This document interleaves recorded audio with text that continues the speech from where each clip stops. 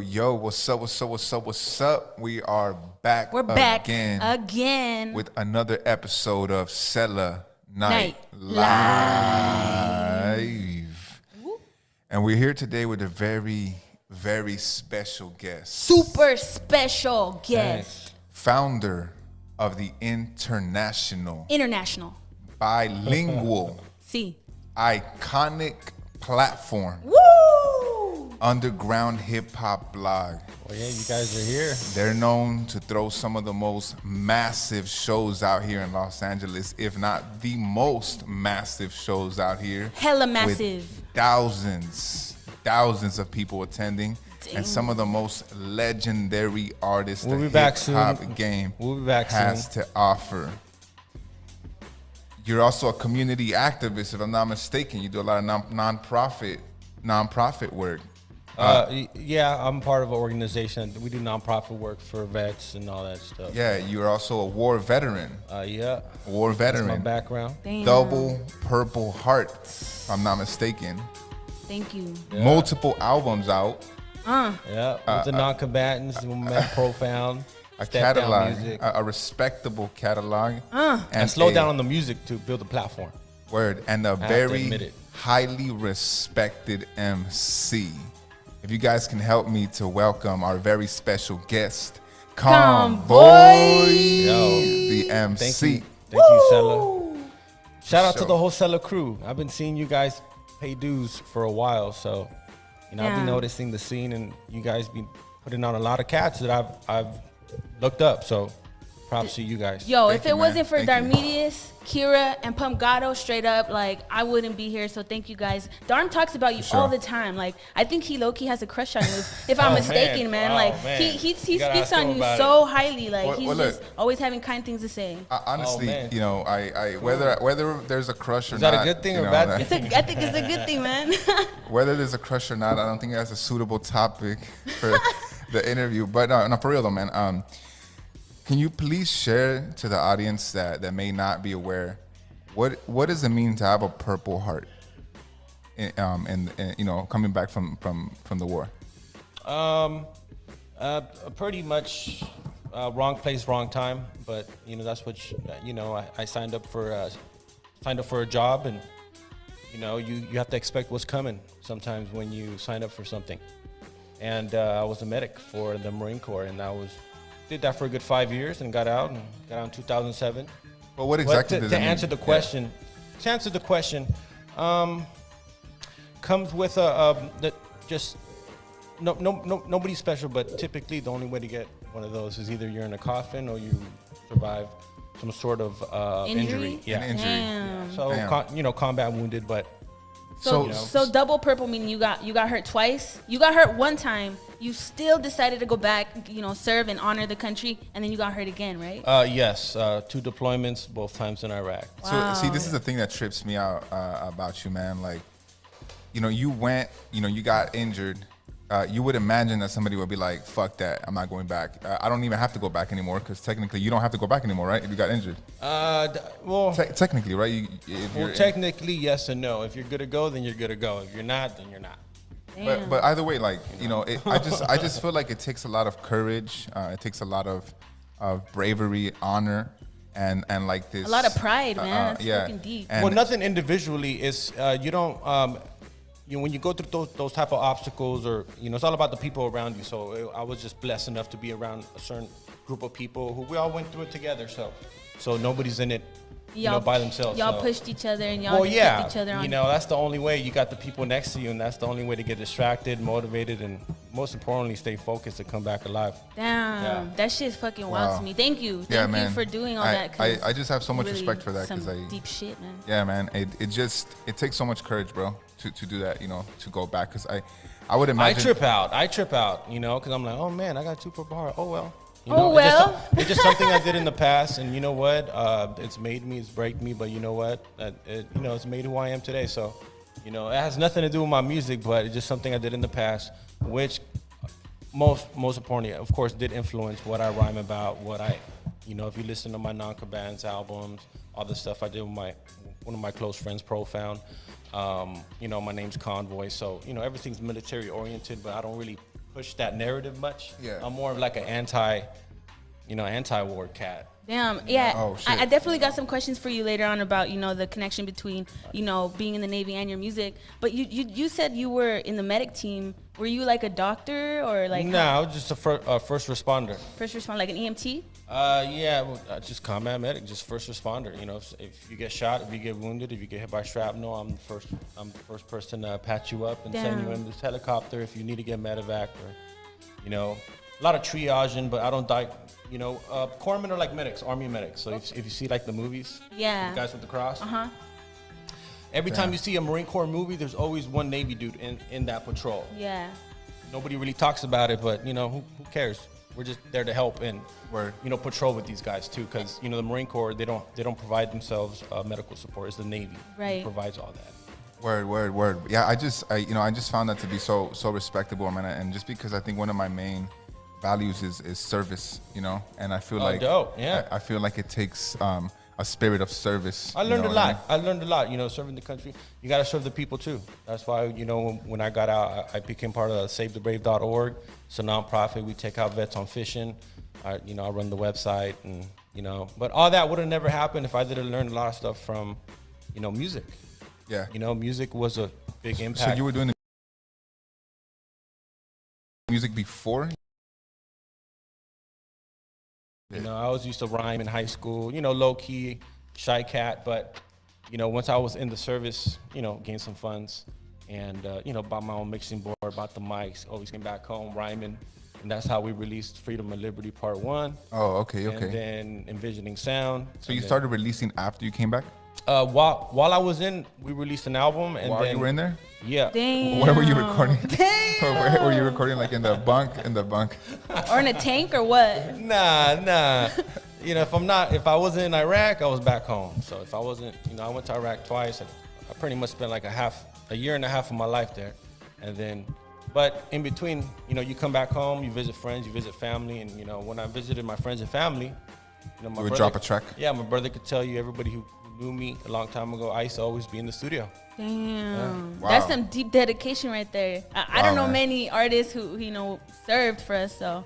Yeah, but I was like anti-war, so, I had a lot to say, I was, effing the government and were you writing those through the military and stuff like that. That shit's crazy. But low key, I was serving the military, but bashing on it at the same time. But hey, I'm just talking about my personal experiences. Hell yeah. Yes. So were you writing bars out there? Like, you know what I'm saying? Like actually, to be honest, one of my Marines who passed away in a particular ambush, she's the one who kind of influenced me. Told me one day, like, yo, you got this style. Like, man, you know how to rhyme, man. You should take this more serious. And I was around 19. Oh, so okay. Damn. So at 18, I used to always freestyle in high school. 17, 18. Yeah, oh, okay. When did you start writing? Because I know that's I started writing like 18, 19. 18, 19? Yeah, 18, 19. Were you always? And I trip out too because I read what I wrote. I still got my book of lyrics. I'm like, damn. Really? Like I was talking about some like next level shit. Damn. Hopefully people, if that's the feedback I got. A lot of people are like, yo, man, you guys are kind of rapping. Me and my homie Pro found like you guys are rapping on some other, other type of topics that are not typically made by. Right. Word, yeah. Yeah, I definitely see that in your music, man. You have a lot of insightful lyrics. You have a lot of knowledge, not uncommon knowledge. You know what I'm saying, that you're spitting, and that's what I really appreciate about your music. I also really appreciate. You have a really great beat choice, man. You be choosing some. Do you pick your own beats or? I make my own beats. Oh shit! What the fuck? Yeah, man. Sometimes, man, I'm just spoiled. Man. Me and my homie, we just got a catalog of dope beats, and we've always made them. And damn, that's pretty much. What do you sample on, or what do you make your beats? We use nothing but propeller head. So Reason. That's Reason. it. Reason. Damn, that's what we do, That's bro. our shit right there. That's our shit right there. And then we record. We used to record on some shit called Mixcraft. What? Yeah, that sounds. I've never heard of it. And then once Propeller had upgraded, we just recorded on that. But yeah, we make all the beats on there, the mixing, the mastering, the whole envisioning sound. A lot of people say like, yo, that sounds so clean. Damn. All mixed on Reason. Who would you? But this was like Reason, like Reason 4? Like Reason 2. 2? Yeah. Wow. Wait, we're like on Reason 10 now. Oh, okay. Yeah. Have you upgraded? Nah, I still make beats like on Reason 5. No, bro, you gotta upgrade. We just updated to 10 right now. Yeah, no, because when you if you have it, if you own it, you can go on the website and update it. Yeah. And I think it's free. I'm still fucking with the hacked version now. Oh, the hacked version? Yeah. The bootleg? Wow. Damn. Yeah, I mean, I'm not really trying to talk that much about that, about like your military stuff, because I found it very empowering, bro. Like that's why thanks, that's man. why I wanted to bring it up. You know Most what? definitely. You come across certain people, and if anybody influenced you in any sort of way, you gotta, Yeah, look highly upon that. So thanks, man. Yeah, absolutely, man. I just find it to be such an honorable trait, In the military too, a lot of people, especially when you're in and you get some, people look at you by your ribbons sometimes, not by your rank. Anybody could just make rank, but then it's it takes a certain type of individual to stack those chips up on your chest. Yeah, I genuinely believe that leadership has very little to do with title. Yeah, and it has more to do with character. I told you I was with a good group of guys, who pretty much influenced me and paid my way. And my last couple years in the Navy, a lot of cats, I'm hoping I made a good impact in what they wanted to do. But I was always a hip hop head. Damn. Anybody who knew me in the military, they all knew that I was always just listening to hip hop. Yeah. If I wasn't doing my thing. Word. Yeah. And I think another thing that really stood out to me, and I saw this in your interview, it said that you mentioned how you were the youngest sailor to win Sailor of the Year. Yeah, just a particular award. Yeah. It was because youngest, the youngest. How right? old were you? 20. 20. Wow. Dang. That's amazing, man. That's You amazing. can look me up. But, it was just I would have never got that recognition if it wasn't for a particular type of unit I was in.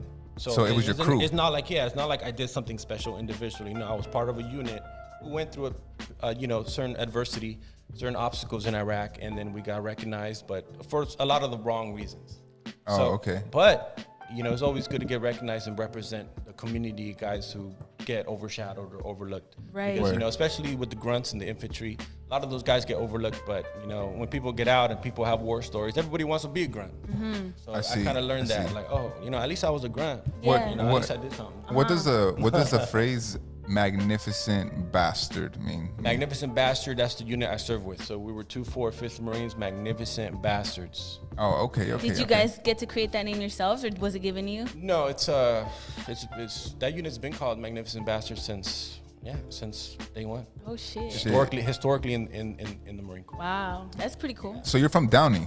Yep. Wow. I'm from Downey. I'm from Southgate, so we're practically... Downey, Southgate, Norwalk, Cerritos, LA, all that area. I find that there's so much beautiful potential out here, man, and you're living proof of that, because a lot of times people say, this is, Southeast LA, Sela is where the statistics, the educational statistics, they're not that good. Like, we're statistically expected to fail, you know what I mean? Yet, we're here sitting with somebody from Southeast LA who has created the most legendary hip hop website. You know what I'm saying? So, man, that's so a trip how people think of it like that, man. Do you have just a anything blog that we just promote hip hop music and we just do it consistently. But it's an iconic website. So what would you say to somebody that comes from those streets that says, I'm never gonna achieve anything because look at where I'm at, look at my environment? Fuck, really? We got the internet, fellas. I don't know, man. We got the internet. Everything is on the internet. Yeah, everything's on the internet, man. Literally, I never thought I was gonna get into the publishing game or hip hop blog game or nothing. I just made the blog to promote our own music at one point, and it was just a dope domain. Yeah. And it was a blog, and we the first person I ever blogged about was Acid Rain. It's a group I used to bump way back when. Acid Rain, I got a jacket. Acid Rain. Yeah. Oh, that's right. So that's right. Hey. So it was Gaja of Acid Rain. He was my first ever blog post when I made WordPress. You got to learn WordPress, so that's what it is. For anybody who says, hey, I'm not doing nothing, hey, we got the internet. If you don't know how to learn WordPress, you can make up a store, help people sell merch, or even just the basic. You could learn how to make beats. You could you can learn anything. You can learn just about everything that you need to know. At least get started or nudged in the right direction. honestly, anything from health to organization to time management to learning business. I finished school and I'm like, fuck my degree. What am I gonna do with this? I need to learn something on the internet. Yeah, I was gonna ask you. I know you went to the University of Laverne. Did that, kind of guide your way? Like, you didn't.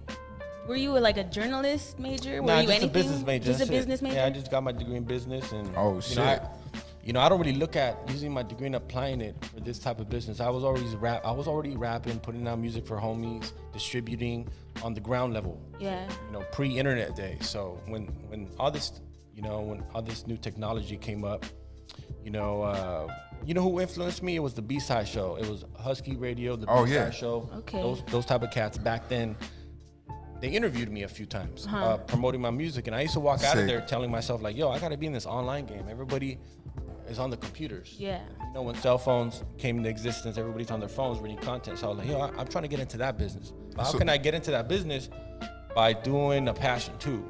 Because I don't want to do something that I don't like." Yeah. Who would have known that I made a blog and then it would get to where it is today?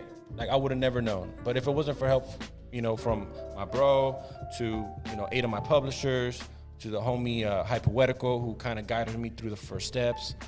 He's one of my musical influences. My homie Profound, who always freshened up the logos for me. The homie Pause One, holding it down with the interviews. Hell yeah. Back in 2011, 2012.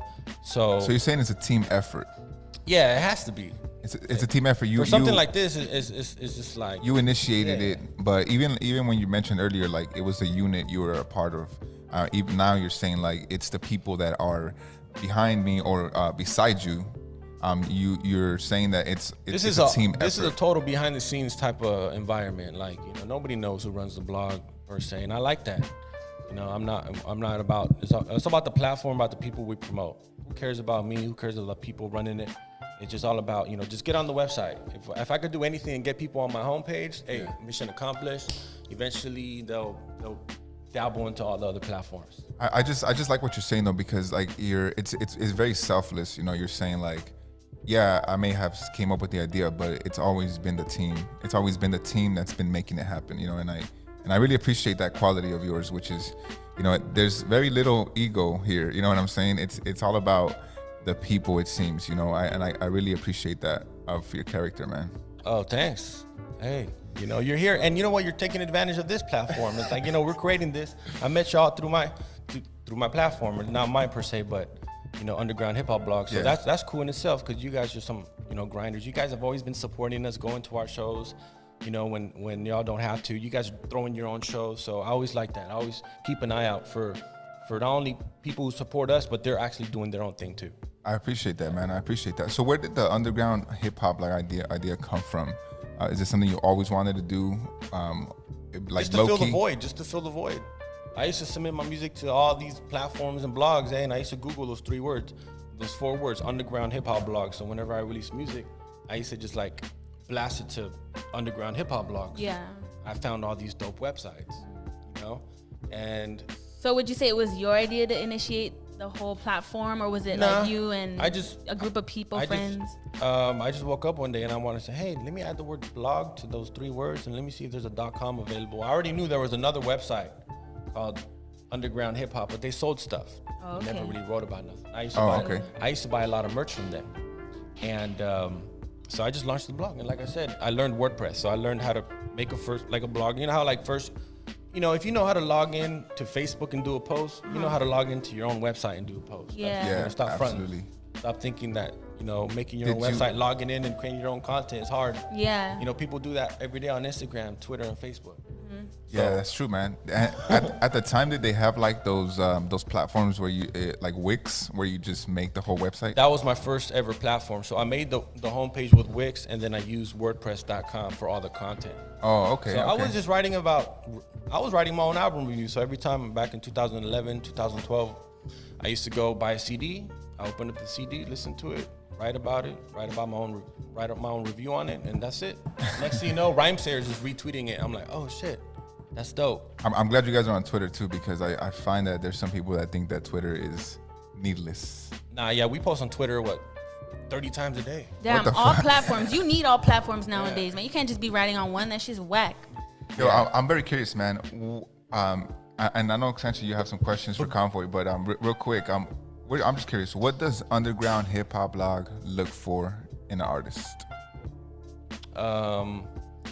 Absolutely nothing, man. Just do your thing, man. Submit properly. Yeah, just absolutely do your own thing. There's no specific. I would hate to, put my opinion on how artists should sound like. Just do you.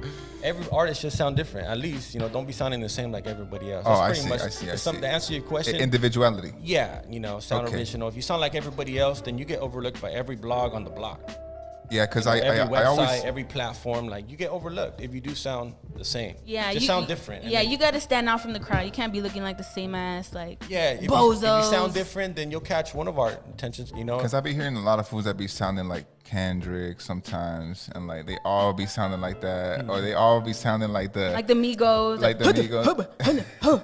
Yeah. So I feel you, man. And there's nothing wrong with the style. Nothing at all. But there's a way to always individualize it. You gotta stand out from the crowd, yo. Yeah, we serve that particular niche. And if you compare us to other homepages and other platforms, you'll see that we differentiate ourselves every day. We promote people that nobody's ever heard of.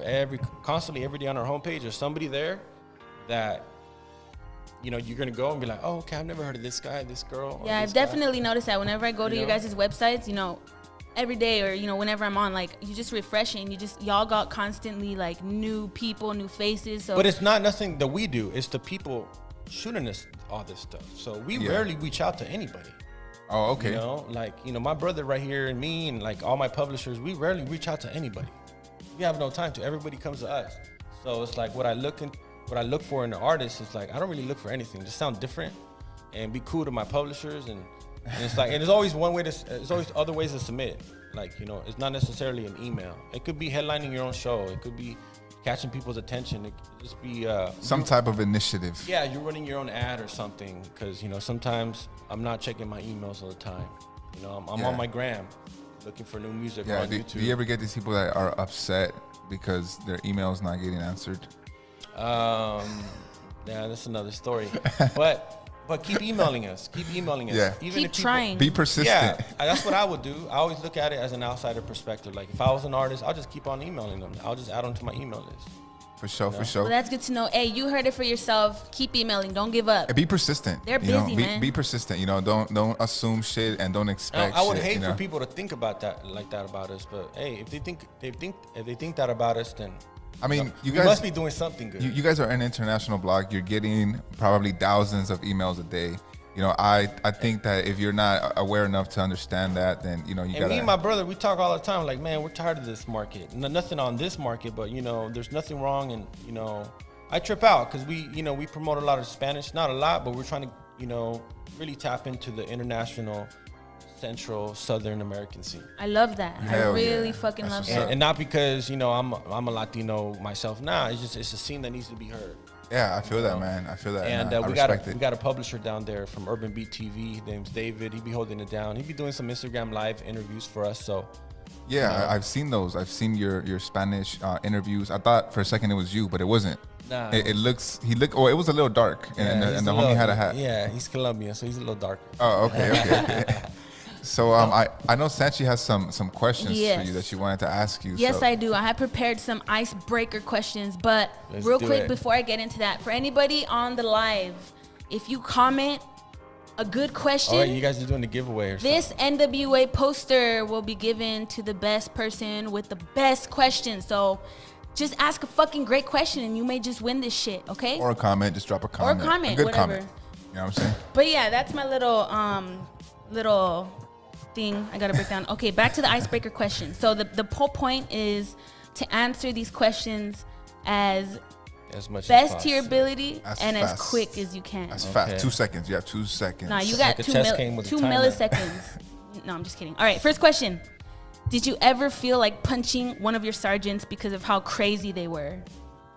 Oh, wow. Like they just got so under your skin because they're like, oh, are you ready? And you're just looking at them. Did you ever feel like, did they ever get under your skin? Like, karma's a bitch, so I never really need that. Okay. If I disagree with especially somebody like a sergeant, they learn from their mistakes. And I never really, wanted to punch none of my sergeants. So yeah, to ask you, like I said, I've seen my sergeants put in work, so why would I want to punch a guy out like that who will have my 6 if we get into some shit? Yeah. For sure. Yeah, no, definitely. Okay, next question. What do you hate more? People that complain or people that are not motivated? People who complain or people that are not motivated? Yes. Yeah. Both. Both. How can I answer that question, eh? But you know, we all complain. Sometimes we all don't get motivated, but you know, sometimes you gotta just snap out of it. I feel you. So that's my answer. For sure. We all have those days, man. Nobody's perfect, but just snap out of it. But I'm nobody to give advice. Right. I'm nobody. Like, I'm not here Yeah, no, trying to give advice you to do nobody. though. You do. All right, next question. What's the craziest thing you've seen at one of your underground hip hop blog shows? Chicks fighting at a necro show. Wow. Like pulling hair fighting or Yeah. nail scratching? Yeah, like girls Everything? literally like killing themselves. Who Killing separated themselves? it? Who separated it? Nobody separated. Did everyone have their phones out videotaping? Yeah. Oh. It's at the necro show. It was at the observatory. It was a sold out show. Was anybody more like interested in the show than the fight? Everybody was interested in the fight. And necro. I think Hyde broke it up. That's too funny. All right, next question. What's your favorite TV show? My favorite TV show. I would have to say, the typical Breaking Bad. Breaking Bad? I like I that fuck show. with that hard. Yeah, That's that was what's a dope up. show, man. That was a dope show. That's a Did really you good cry show. at the end? Or? Nah. No? Okay. That's You didn't such a cry. kid. It was pretty sad though. It was pretty sad. Yeah. All right, next question. What's something you know way too much about? You know what? I would say all the shit they don't talk about what happens in the military in the back end of stuff. Okay. Oh shit. You know, everybody sees certain stuff on TV and on the news, but nobody really sees what's really going on sometimes. Behind the and curtain? it's not hard to be a witness to some bullshit. Damn. You know, but oh well. Damn, well, at least you know. At least Yeah. you know. If you have X-ray, if there was like X-ray machines and all these trucks that, you know, in Iraq, y'all be surprised at what's in them. Wow. Damn, all right. I know you're a twin. Do Yeah. you want twin kids? Ooh. Nah. Because it'll just be like double the work. No, yeah, I think that would be like it's like breaking the family tree, no? Like twins have to come every other generation. Oh, that's right. Oh, that's is right. that it? Is that really how it That'd be is? kind of weird, right? Is that really how it I've is? never heard of a twin having a twin. Oh, really? Wow, Maybe. I thought that was the way it worked. Like twins were more likely to have twins. I don't know. I've never heard of that. Okay, My okay. brother holds it down, man. He Oh, holds okay. it down. Okay. Okay, next question. One thing you must do before you die. 1, 2, fuck. Release music again. Yeah, Music again? Wow. yeah, hey, you know what? You were talking Yeah. about it earlier, like you're trying to do something already. You're trying to drop something already, right? Yeah, I just got to step away from all this stuff right here. Just step away and focus and get back into the flow of things. Because you got the next non-combatants. Yeah, you meet my homie Profound. We're just always talking about it, like, yo, we're gonna do it. And then the homie Memphis Reigns, he always motivates us. So, you know, I actually made a song on his new album, so that kind of put me back on the map with his little fan base. Not little, but he has a cult fan base, and Oh, shit. I'm always lucky because you know he lets me rhyme with him, and he invited me to be on his album, and that kind of snapped me out of it lately. So That's sick. Damn, that's sometimes what's it up. takes a homie just to snap you out of it. Damn, all That's right. true, man. Okay, next one. Seafood or steak? Seafood. Some ceviche or what? I love Camarón that o shit. de pescado? Mixto. Hey, the octopus. That's what's up. That's what's up, dog. All right, next one. Ass, tits, or face? Ooh. I'm married, so I gotta say face. Okay, that's cool, man. That's a good answer. We don't especially if you're married. we don't gotta dig too much into that. You know, you got the ring on his finger. Well, I got the face. Hey, I love, yeah, face, of course. Of course, I respect that. All right, next question. Titties or asses to slap for me. Oh, okay. Go ahead. All right. What do you hate more, fake news or fake foos?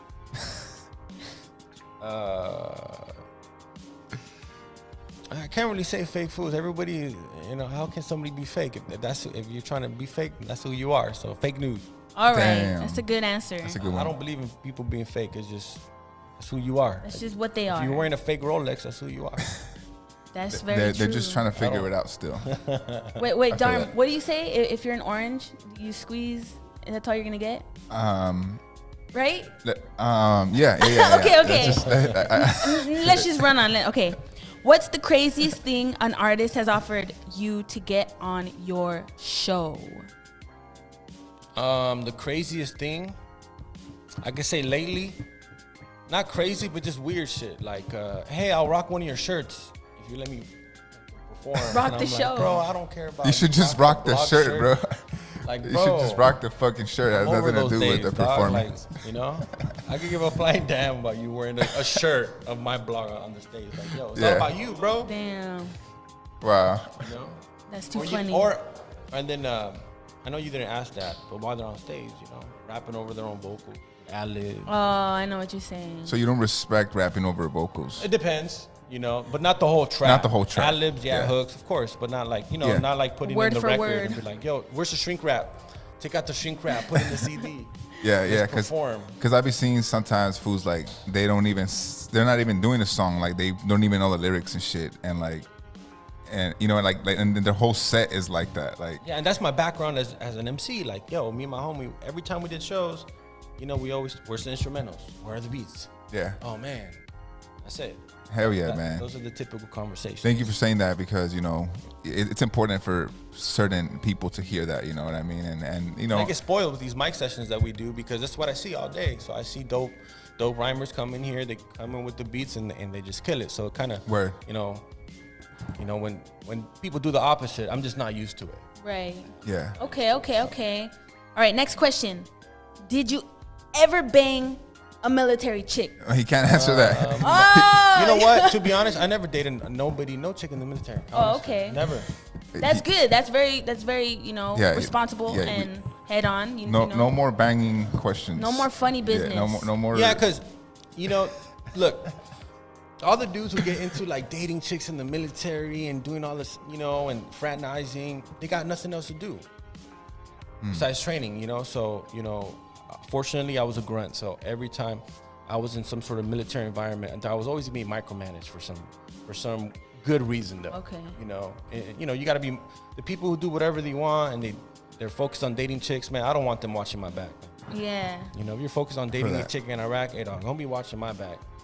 Like, yeah, I feel that. That's some facts right there. That's some real shit. Yeah, because, you know, you can't be involving emotion and feelings in something so serious. You know what I mean? To be honest, so intense. There was a couple years in the service when there was like a year and a half or a whole year without seeing a female.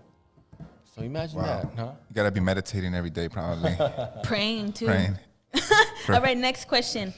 What was the craziest prank you've experienced while you were in the military? Craziest prank? Maybe just. Cause y'all be doing a lot of pranks, right? Yeah, just ice water. Ice water? Thrown at me in boot camp. That's like the thing. Like while you're like training, like right? Nah, sleeping. Just sleeping, bro. What the fuck? Yeah. How was that, man? That's terrible. How was that, bro? I can't imagine that. That sounds so terrible.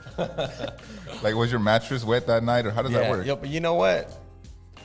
When you're talking about prank, like what's the biggest prank? The biggest, the funniest, what is the craziest prank that you've witnessed or you gave? I would like to say like stolen valor shit. That's just a prank to me. Hey, I've witnessed some stolen valor, like personally. Like, what does that mean? Yeah, what is that? Like some dude just faking the fun.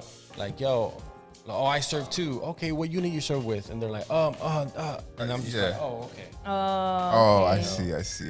Yeah, you don't like that. You don't like that phony business, man. I can respect. So those are all pranks to me. You know, I think they're trying to prank people out of their money. Okay. For sure. All right, last question. What do you imagine the underground hip hop blog mascot to be? The mascot would be, I would say, the homie paws one's face. Damn. Is that true, man? Yo, we're gonna chop this little piece. So he's the homie because he knows how to do cartooning. So like he knows how to like. He drew that? He drew his cartoon? Yeah, he draws all that shit. Oh shit! He draws it? Yeah, he's a dope. I love it. Illustrator. That shit looks like him. I like his style. So, you know, I would assume like a hip hop head looking like him, like with the beard, with the cock to the side. Word. That's what's up. That's I what's fuck up, with man. that. But this That's is our, what's up. but you know, everybody, we're synonymous with this logo, so we're just running with it. So a lot of people know us because of the logo. So we have no, like, you know, no Yeah, it's like your mascot. stamp, basically. Yeah, I or Yeah. can see that. a mascot would be like a fury, like a furious Mike caricature in flames. Okay. Like pause with the mic and flames, right? That's the homie right there. Man. For sure, man. For sure. He's our So day oneer. we noticed that there's a lot of poetry, or at least what seems like poetry, in your writing, in your music. And I know there was a song that you were listening to earlier that you wanted to mention. Yeah, you know, I noticed, you know, you're very poetic and motivational in your music. And in your song, Don't Let the Meltdown Destroy You, I noticed you use a lot of, like, references for war and, like, gun usage. Yeah. Would you say that, like, the Navy helped you build more of your poetic self from being in intense training to even having, like, life or death situations on the line? Most definitely. Don't let the meltdown destroy you. You are not the money you make, but nor the job that employs you. Believe in your purpose, predestined at birth. Yeah. Look for your face in the reflections of earth. Yeah. It's more like experience, you know. I can't say I've seen it all. A lot of people have seen certain situations, but I just talk about my experiences. So poetically, I could say just my military experiences when it deals with just combat and extensive, just reality checks. Like, fuck, I could have just died a minute ago. Yeah. Of course, definitely I add that in my rhymes. And if it does sound like poetry, hey, it's supposed to sound like poetry. Yeah. Have you ever written I think poetry? poetry kind of flows better more when it comes down to like dope instrumentals and stuff like that. Okay. Have you ever written poetry Never. other than your bars? Never. If my lyrics are considered poetry to a lot of people, then that's what it is, because everybody perceives everything differently. So I'm humbled that you think my music kind of poetic, because that's dope. Yeah, I mean, How can I not think of it? like dope? I'm telling you, like I don't know anybody personally who's been in the Navy, so like, just the idea of you going in and then coming out, let's just say a different person, like I definitely came out a different person, but I was so young. I got out when I was 23, so I experienced so much Damn. from 18 to 22. Got out when I was 23, Wow. and I still trip out. I'm like, wow, man, all those guys I was following, they were all like 19, 20. The squad leader was 22, in charge of a whole Shit. platoon. No kids. This kid is in charge of all of our lives. Oh my God. And he's the one looking at the map and organizing the day, telling us what we You need to hit. delegating everybody. Yeah. So Wow. definitely my military experience. My name is Convoy. I came up with a crew of non-combatants. Yeah, and then Yo. you listen to the lyrics. So that's what's dope about my music, because when people listen to the music, they kind of know my background. Yeah. Unlike Yeah. you say, like fake people who just rhyme over some shit they never really experienced. Yeah. So it's like they're just lost in the wind.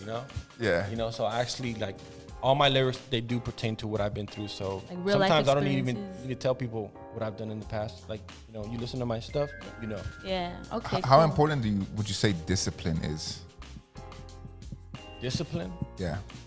Because I imagine you learn a lot of that in your earlier years, right? Yeah, it's one thing to say discipline, just to say discipline, but Like disciplining yourself or having discipline. discipline to stay alive.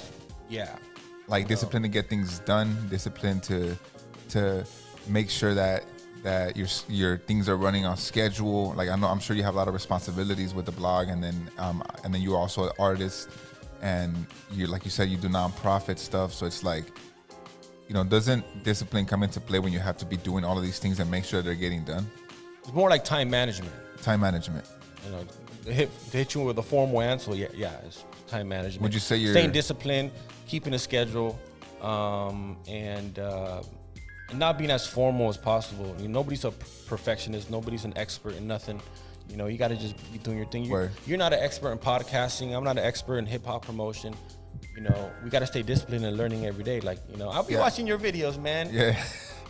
Darmedius got some like motivational, intentional. Yo, you both like, be on that tip, videos. man. And like, I get inspired by shit you say. Thank you, man. Thank And you. I'm like, okay, I'll make another $1 tomorrow because of him. Yeah, I actually made that last video because of you, man. Because you were telling me like more motivational videos, so I made that last video, and you guys shared it on the Yeah. blog. So you're actually getting me back into that. It was your words that I'm scheduling new vlogs to film now. Thank you, man. I love you, man. Nah, man.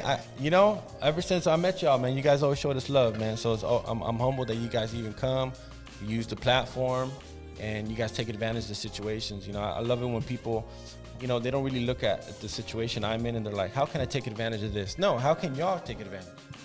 Word. I get all the help I can from everybody who's in my circle, but I can't say no to people who want to help me out, and I'm so blessed. A lot of people want to help me out. Hell yeah. Like you guys, the homie C3 with his podcast. Yeah. Zero of Elvu, they're doing LA Natives here. With my brother's a co-producer. Yeah, I saw that. And I grew up listening to Elvu. So I'm a fan of that dude, and I'm like, oh shit. I actually made a song with him too, so that was dope. Hell yeah, man. Hell yeah. So we spoke a little bit about, so how many projects do you have out right now in total? I could say from the debut group, in projects in total with my group is 1, 2, 3. We got a good four projects and a handful of singles.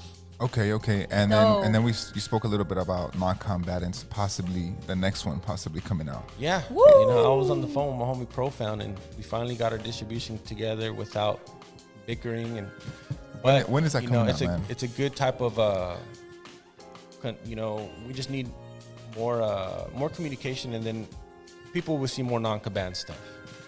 And he makes most of the beats. I make like the third of the beats. He makes most of them, but what you see on my solo mixtapes is usually all my beats. Okay. Damn. Do you guys go back and forth? Like, do you start the beat and then he'll finish it, or do you guys work on it together? We worked on a few beats together.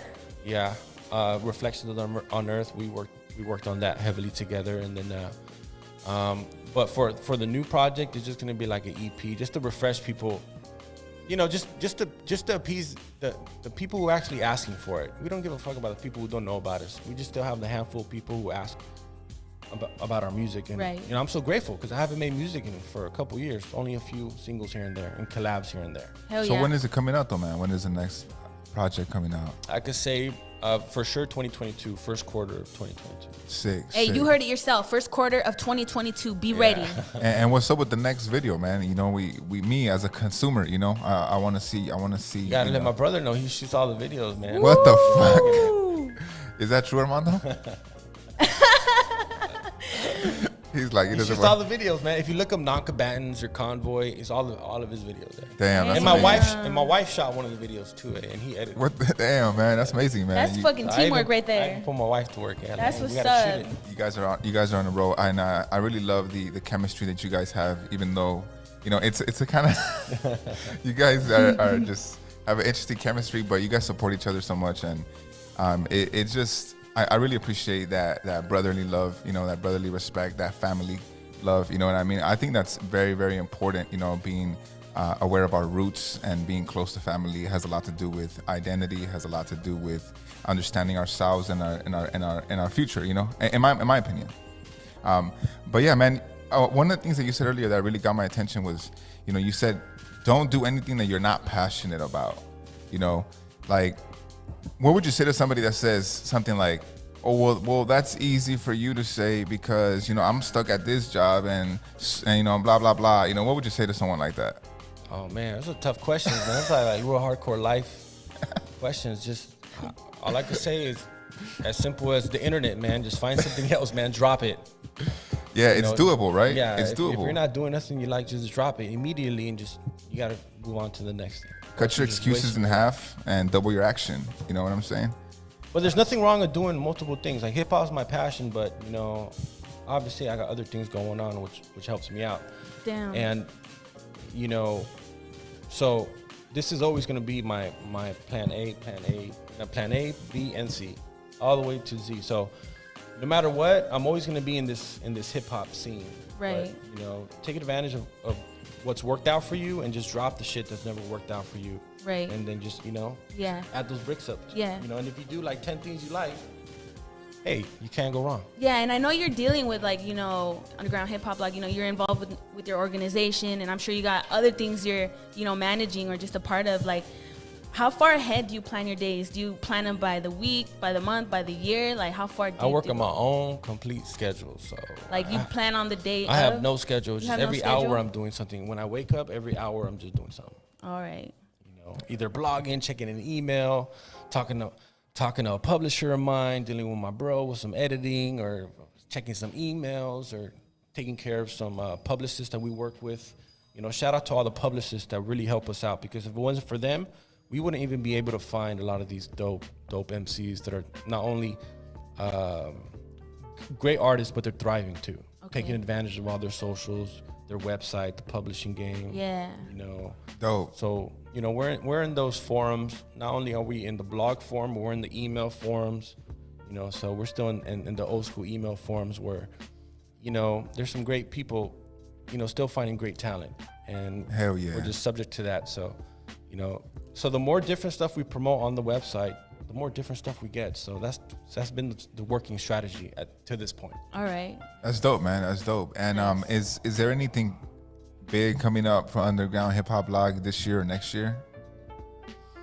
None, man. It's just because I kind of overheard that there was a big event coming possibly in. We're going to be helping out a lot of promoters with their events. That's the strategy here. Helping out so many people, so when we get back in the game, then it'll be a perfect situation. Yeah, I see what you're saying. You got a bigger crowd of team that just helps each other. You know, and that's what we're doing. Y'all been to our shows in the past couple of years, you know, pre-pandemic, and they were really up to par. They're massive. Yeah, they were massive. Right? Yeah, yeah, man. Yeah, so you know, it's all about the presence we have. You know, we're lucky that we have a platform, and the people who come to our shows believe in the fact that, hey, they might not be fans of this particular artist, but you know what? Let's go to a blog show, because when they throw a show, it's gonna be dope. They're always dope, man. Yeah, they're always dope. You know, once you create that, everything else is, you know, a lot more easier. Lines up. For sure, man. For sure. You know, a lot of our shows are like, you know, 70% fans and just 30% just people who just come because they want to see what's up. Yeah, because they respect the blog, and it's not our own creative thinking. It's what we promote. So that's why, you know, whoever we promote, they promote the blog, and it helps out our shows. So it's a win-win situation. Yeah, hell yeah, man. I dig that, bro. I fucks with that. So you did the Conejo show? Yeah, I was at the Conejo show, man. I was there. I think there was two of them, right? There was one. Two of them. There was one at the Catch one, and then we did one at the Regent. Yeah, both massive shows. There was people everywhere. The whole what is it? Where all the people be at? Like that middle spot was all full, and then like the back little spots were all full, and everything was full, bro. That was really dope, man. And you guys are really dope for having us. You know what I mean? Most definitely. We appreciate you guys, and we want to be there, man. And every time I see you at the shows, you're always so polite and like hospitable, and I'm just like, damn, like you would imagine that you would be like stressed out or something. I can't talk right now. I gotta go over here. Bro, it's like I said, the people that help me out, if it wasn't for them, I'll be hella stressed out. Damn. So you got a solid team behind you. Yeah. So that's amazing. Whenever I throw a show, I'm just working the door. That's fucking awesome. I want to see love everybody to hear who that. comes, and I'm just working the door. And even though my brother tells me a lot of times, hey man, don't be working the door, I'm like, yo, I don't give a damn.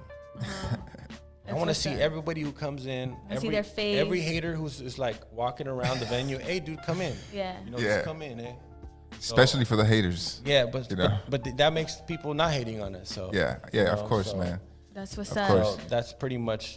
I'm trying to throw shows for the people. You know, everybody wants to make money. Who doesn't? And that should be the ultimate goal. But once you deviate from not wanting to, you know, give LA a good show, that's when things turn wrong, in my experience. So I'm just blessed because I think about the shows we threw, and it's like, wow, we did something for LA that a lot of people don't do. We do something for LA. Yeah, I respect that, and I definitely believe that we got to focus on the relationships, and the money will come. Focus on the quality of the product, and the money will come. You know, so I really appreciate that, man. And before we dip out, this is gonna be a question, and it might seem like a little life type of question. But like I said, I am nobody to give advice. But I just think it's important because, you know, you guys have. But I'm very humbled that Thank you, man. You guys have such a great platform, and you guys present and do so many great things for the community. So I think it's important for people to hear certain words from you, because I'm sure that they, some people think that being in your position means being an asshole or being a jerk or being closed off. You know what I'm saying? And when people see someone like you and that's running such a great international platform, and they see that you're just a humble, chill dude, like I like for people to understand that that's what it means to be a great leader. It means to be humble, to jump in there and do the work with the people. You know what I'm saying? Like to not feel that you're above anybody, because leadership has nothing to do with the title. It has to do with character, with who you are, with how you treat people. So my final question to you would be, what advice would you give to somebody who's trying to do something with their life and maybe they don't know how to, or don't think it's possible? I don't know. I don't know. Come on, man. Like I said, there's no reason why anybody can learn unless you have some sort of, brain force trauma or something like that. Yeah. If you got hit by a bat when you're little, hey, that's on you. I could get that. But there's no reason not to learn about stuff. Like the whole investment game too, like, me and my team, we're getting into the investing side of things, and I stocks and bonds.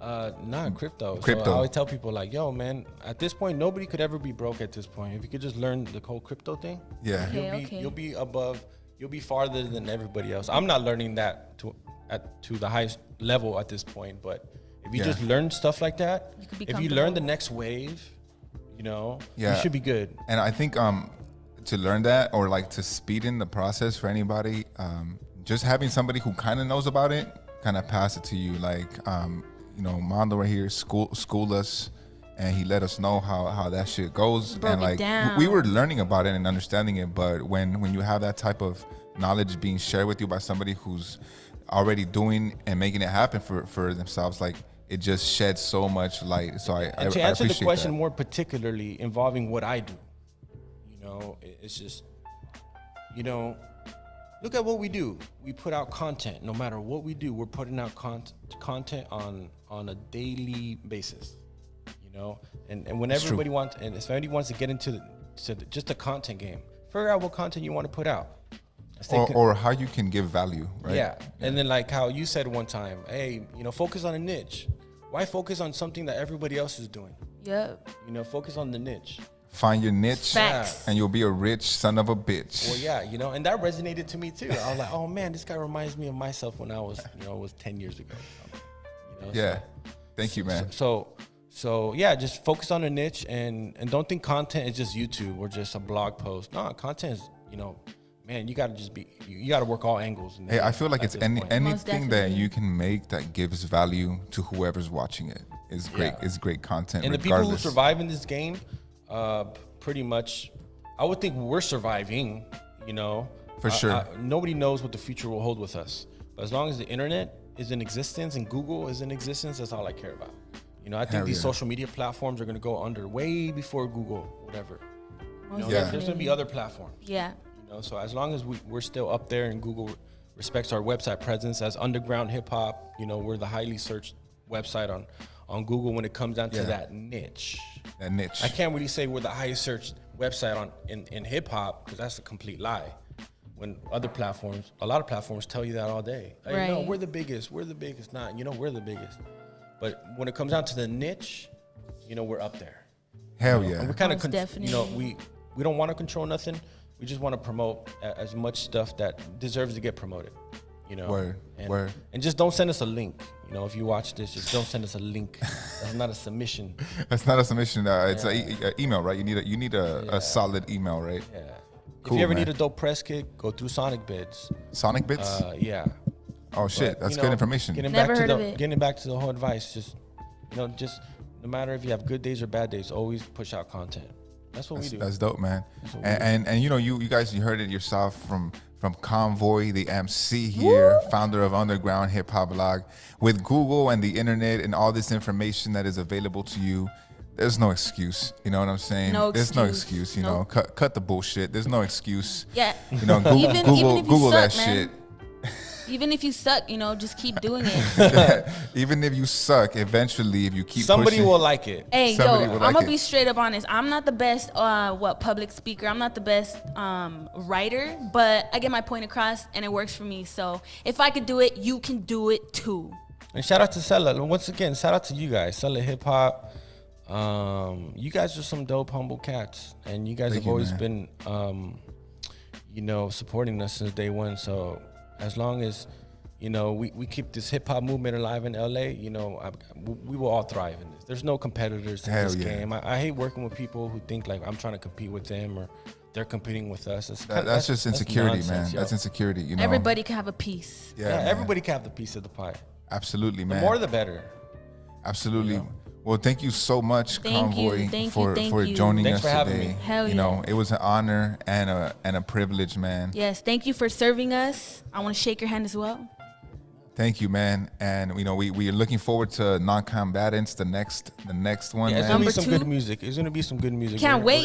We're gonna take our time. It's gonna be some good stuff. Can't And we wait. want to see that next video too. You know, coming from a consumer, you know what I mean. I want to see that next video. You know what I'm saying? Yeah. Hey, just to let you know, Darm's idea was to sample one of your beats, so we got Dope. one in the vault. So Sample it. We'll show it to you. Sample it. Thank you, We'll show man. it to you. Thank you. I was hoping that you weren't gonna get mad at me. You know, Nah. Ah. Man. Sample everything you want, man. That's what's up. that's sick, bro. Can't go wrong. Yo, That's real it. quick, for everybody in the live comments, You if- can look up now, Convoy. I'm on Spotify, iTunes, all that. Sick. yeah, make sure you look him up. Make sure you know dig deep, because he is a real motherfucking MC. Sick beats, All the Cello self-produced, Self-produced. self-produced, mad content, mad music out right now, all Yup. platforms. Yes. You know what Shout I'm out to saying? Loop Scholars. Are they in the building? Oh yeah, shout out to Loop Scholars, man. Hey.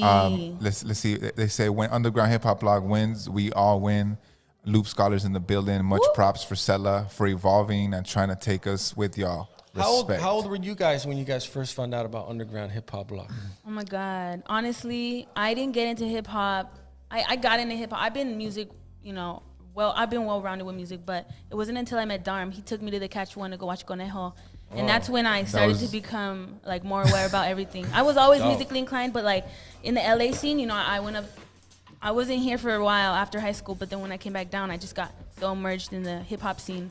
Darm, I don't know. What about you? I ran into Underground Hip Hop Blog. I had to say, it was right when I started, bro. Right when Stella started, 2017. Yeah, because it was as soon as I started making that, I started finding out about the underground hip hop world. I think 4 shows in or 5. That's when Armando showed up to the spot, and and Dina Brass performed, and like we started getting. She's dope. She has Yeah. a legendary mic session. She's Like, sick. No, yeah, we ran into her through the mic session actually, Dope. and that's how we booked her, and we met Armando, and that's kind of where everything began, where our relationship began with Underground Hip Hop Blog. We started to get to know you guys more and more over the years and shit. You know what I'm saying? But yeah, man, it's been about 4 years now Good, since we man. ran into you Let's guys. keep the movement alive. Yeah. For sure, man. Thank you, man. We appreciate you. We're gonna take a little break right now. We're gonna come back with our second guest, our very special guest, Beach Lloyd. So if y'all are in here, if anybody's in Shout out here, to Long Beach Lloyd. and y'all trying to check out Beach Lloyd, we're gonna be back in just about 3 to 5 minutes, and we are giving away a poster. So NWA. anybody to the best question, best comments gets a free poster. I'll see you guys Thank in you, about 3 to Darmedius. 5 Thank minutes. you, Sancheezyy. Thank you, Convoy. We love you, man. Convoy.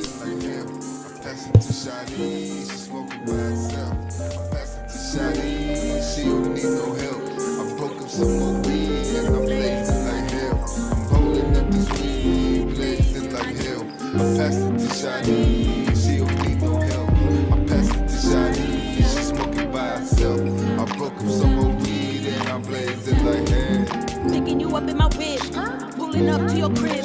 Shake that ass and slide in. Got up and roll out the crying. I'm lit like a big ticket chug. You strip or tip all up.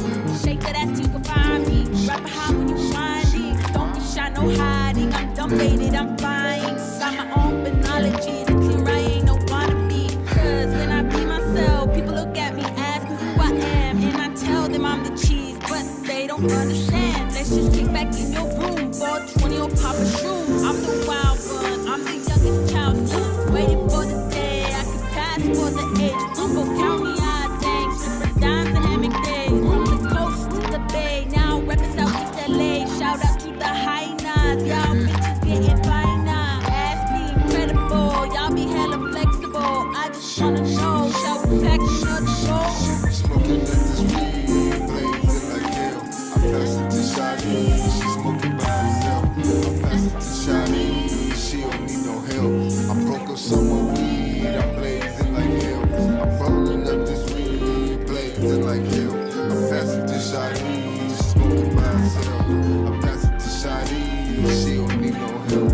I broke up some more weed, I'm blazing like hell. I'm blazing with Shawty, she so naughty, I know she won't. We fade at the party, she all on me, hit it to the moment. Then the wake in the sun, hit it, burn some more weed.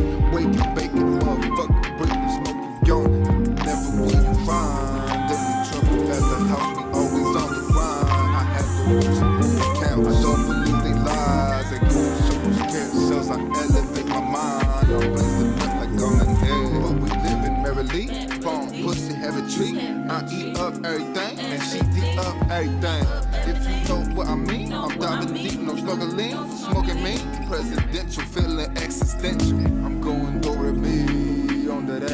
These other bitches boring me a little too fast. I need a real queen, a fat booty, shawty, that'll bounce that ass for me. Those are perfect, call me Bobby. Smoking up this weed, blazing like hell. I pass it to Shawty, she smoking by herself. I pass it to Shawty, she don't need no help. I broke up some more weed, I'm blazing like hell. I'm rolling up this weed, blazing like hell. I pass it to Shawty, she smoking by herself. I pass it to Shawty, she don't need no help. I broke up some more weed, I'm blazing like hell.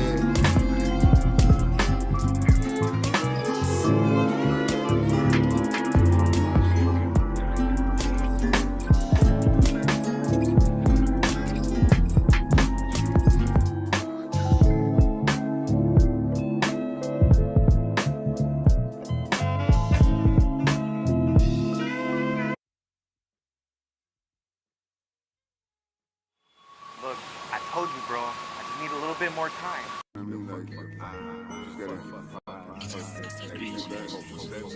It's in your mind, thinking that you useless, don't be stupid, it's in your mind. Trying to fuck a bitch and bust too quick, it's in your mind. The game is such a bitch, but it's so lit, it's in your mind. In your mind. Seller representative, hottest that has ever lived. Parents never told me shit, I decided never quit. All on my own, made wood, that is my home. I'ma be in your ear like it was a honeycomb. These days it's only one road, shout out to Unknown. Got more love for street rappers than I do for famous. The movement is alive, and yeah, we here to stay, bitch. Living like a rock star, I'm feeling so faded. Shout out to Kirara, yo, we really made it. And just call me Papa, and I'll call you baby. Shout out to the Raza, cause the streets are crazy. Man, we do it proper, and not just on occasion, but every single time, that's the way of seller. Ghetto philosophies, introspective fella. Don't get it twisted, we stacking up that cheddar. Provolone or feta, I never doubt it's in your mind. Thinking that you're useless, don't be stupid, it's in your mind. Trying to fuck a bitch and bust too quick, it's in your mind. The shit I spit so fucking sick, it's stuck up in your mind. In your mind, it's in your mind. Thinking that you're useless, don't be stupid, it's in your mind. Trying to fuck a bitch and bust too quick, it's in your mind. The game is such a bitch, but it's so lit, it's in your mind. In your mind. Renegade, I'd be fucking lying if I told you I was never late. I'm stepping in, bitches, I'll be there in about 20 Mexican minutes. And please don't get impatient, cause I'm handling some business. I'm sipping on some Hennessy, counting up the cheddar with the willies. Jeez, flow fat like this dick, I know you feeling me. Twerk it on my face, but before hit this weed. Yeah, please. Screams when I hit the stage, homie, like when I hit the Puna. Marihuaneando debajo las estrellas y la luna. Booty bouncing, pussy dripping like if it was Zumba. I'm fucking up this beat, homie, like it was Kuka. Got love for the streets and actually minorities. All the majority, so up out with that bullshit. Y'all bitches can't fool me, y'all bitches can't fool us. That's why I tell my crew, bro, it's in your mind. Thinking that you're useless, don't be stupid, it's in your mind. Trying to fuck a bitch and bust too quick, it's in your mind. The shit I spit so fucking lit, it's stuck up in your mind. In your mind, it's in your mind. Thinking that you're useless, don't be stupid, it's in your mind. Trying to fuck a bitch and bust too quick, it's in your mind. This game is such a bitch, but it's so lit, it's in your mind. In your mind. It's in your mind, bitch. Fucking tripping.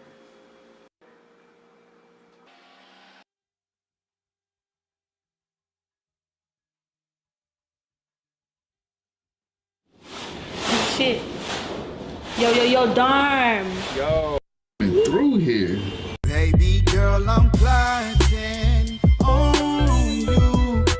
You're not satisfied, and it shows my boo. I'm finna make a scene when I slide in between. Brown skin on me, making me feel horny. She staring at a G from afar. Mean I got a real nice backseat in my car, and I'm parked right outside, mommy. Her smile so innocent, but when she licked his dick, she be looking at me all maleficent. I came once, she said she came at least 5 or 6. At least that's what she counted. The way the sex sounded, I wouldn't even doubt it. I circled back around and I'm dropping a rock right in front of a job, and I'll never forget she was a wild one. Even put her tongue on my balls. And after I saw the back seat, she had left some red motherfucking draws. Baby girl, I'm plotting on you. You're not satisfied, and it shows my boo. I can do some things that your man can do. Why you fuck that fuck boy? Come fuck your dude. Nowadays it ain't nothing to pull a chick online. It's hard to tell if it's filtered to if she really fine. Is it cause of them angles that she looking thick? If she look like a picture, then it's fucking lit. Oh shit, she fire in real life. She admire the real type. Think I need her in my life. If I beat her with my pipe, guarantee she coming back for more. I can tell the way she fuck soon as I hit the door. A little shock, but I ain't stopping. Gotta take it slow. Didn't even make it to the bed. I rocked her on the floor. Take it out and give me head until you feel control. Oh my gosh, you the best. You the throw goal. I love it when she call me Bobby, drive me low.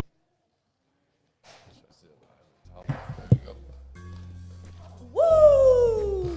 Hey. Woo! Yeah, we back. We back. What's up, y'all? We are back.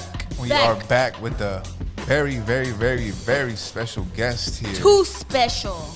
We're here with the president and the club founder for Plata or Plomo, the legendary car club. Damn. Almost 26,000 committed followers That's love. on Instagram, gaining thousands of likes and views.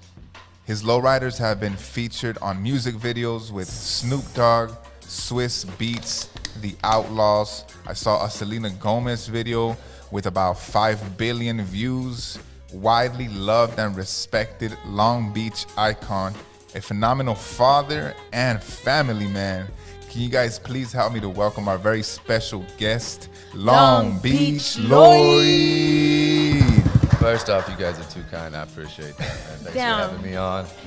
Yo, I trip out, man. You know, you do so much, and then you know, when I saw you with your family and with your kids, like you're such a great father, you know, and it's just so beautiful to see somebody that can do the car club, that can do the lowriders, that can do the creative work, that can be hustling, grinding, and then still be such a present father and a family man.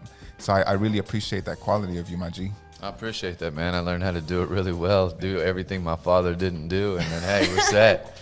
That's what's up, man. That's great to hear, man. We got somebody here saying that they're cooking dinner, waiting for the interview. Oh, nice. LOL. And so I trip out, man, because you own the Tupac lowrider from To Live and Die in LA. Yeah, I scored that car out of Santa Maria, and everybody asked me how I got it. Like, I didn't do anything slick or anything like that. It was on Craigslist for over a month. Oh, shit. Everyone hit the guy up and wanted to go check it out, but nobody ever did. He said I was actually the first person to show up. I was the first person to make an offer on it, and I ended up getting it. And when I actually went to buy it, the guy was like, okay, well, I'll bring it to you in a week. I wanted to take it home right away, so during that week, he just stopped answering me and I guess he was busy working, but I thought that he was just backed out of the deal. But sure enough, he showed up with it and we got it done. And actually, the 1 year anniversary just passed probably 2 weeks ago. Wow, man. And then when we hit you up for the lowriders, and you had mentioned to me that when we were there at your garage, that you even found some documents in there, some Tupac documents in there. Yeah, so that was another thing when it was for sale. They told them, everybody, it's the Tupac car, but there's no documents. There's no actual proof of it. But when I took the car home, the first thing I did was start messing with the glove box. The glove box was jammed, and I ended up going from behind it, popping it open, and the papers and everything were in there. The plates registered to the video and the Tupac Live and Die in LA, some production papers, and that was it. And I called the guy. I said, how come you never went through the glove box? He said, because I knew it was a car. I didn't want to scratch it or do anything to it, and it was jammed. I never thought they'd be in there, so. Dang. Wow, man. Yeah, lucky. Do you have those like in a special frame or Nah, like in a little safe box or something? Hung up on your wall. Nah, I just got them with my kids' passports and birth certificates. Oh, okay. I mean, it's with the good stuff. That's good serious enough. stuff. That's good, man. That's good enough, man. That's so funny, man. Look, I know you collect and you just know so much about lowriders, hydraulics, the Cadillacs. When did your love for cars begin? Were you young, or did it start mid-age? No, I was young. I have an uncle, Aunt Roberta, and she lived out here. And one of her husband at the time, my uncle, was one of the original Chino centers. And then growing up, my father always had hot rods. My mother did too. Camaros, all different kind of stuff. So I mean, I guess it wasn't a classic. They were brand new in my time. So I was born in '73. So that's what I was used to. And then around 16, the neighborhood weed guy had one, started taking his kids all around riding. We'd go smoke with him, and that made me fall in love with them. Damn. Yeah, so I had to have one. So it's like a childhood attachment, right? It definitely was. Yeah, it reminds me of good times. It's always good times. I mean, I say this all the time. If you're in a bad mood, let me pick you up. I've never been hitting switches and seeing the person next to me with a frown on their face. Yeah, that's I mean, true, it's smile ear to ear. You can't help it. Yeah, I even saw a video of your kids in there. I think one of your kids in the front seat, and they're just like having the time of their life, it's like bro. a fucking ride to them. No, for sure. That's like the babysitter. My son, if I just put him out there and let him hit switches, I don't have to mess with him all day. Wow. For real. Is that how you make him stop crying? You just put him in the car and then. No, for sure. That's if he's ever upset, I just say car, and I mean.